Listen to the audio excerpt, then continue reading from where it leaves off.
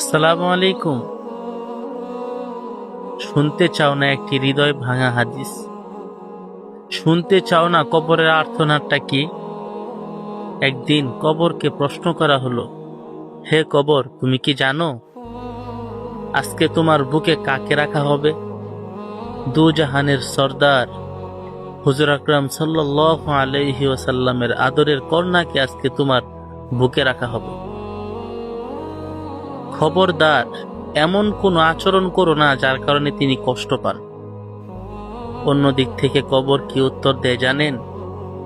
কবর বলে, হে মানব, আমি কোনো দুজাহানের সর্দারকে চিনি না।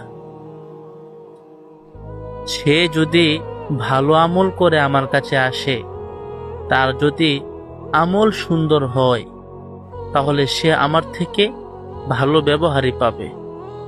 আর তার যদি আমল খারাপ হয়ে যায়, আমার থেকে দুর্ব্যবহার আর কারো কাছ থেকেই পাবে না। কবর বারবার বলে, হে মুসলমান, আমি সাপ বিচ্ছুর ঘর, আমি পোকামাকড়ের ঘর। সুতরাং আমার কাছে আসলে সেগুলোর ঔষধপাতি নিয়ে আইসো আমার কাছে। দুনিয়াতে ভালো আমল করে আইসো আমার কাছে, যাতে করে আমার দুর্ব্যবহার তোমার কাছে না পৌঁছায়। তুমি কি এখনো ভালো হবে না? সময় কি এখনো আছে তোমার কাছে? যেই ক্ষুধা সারাদিন তোমাকে 24 ঘন্টা সময় দেয়, তুমি কি সেই ক্ষুধার জন্য 50টা মিনিট দিতে পারো না দিনে? 5 ওয়াক্তের জন্য যে তুমি 10 মিনিট করে ব্যয় করো, তাও তো ক্ষুধা তোমার প্রতি সন্তুষ্ট থাকে।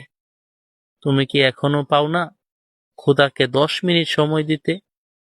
তোমার কি হৃদয় এখনো কাঁপে না একদিন তো মরতে হবে? তোমার হৃদয়ে কি এই প্রশ্নটা আসে না, আমাদের জন্য জান্নাত জাহান্নাম আছে? দুনিয়ার এই সামান্য আগুন সহ্য করতে পারি না, সেই দিন এই ভয়াবহ আগুন কিভাবে সহ্য করবে? তোমার কি একটু চিন্তা আসে না মাথায়? কবে বুঝবে তুমি আর? কবে বুঝবে? এখনো সময় আছে, ফিরে আসো না, ফিরে আসো।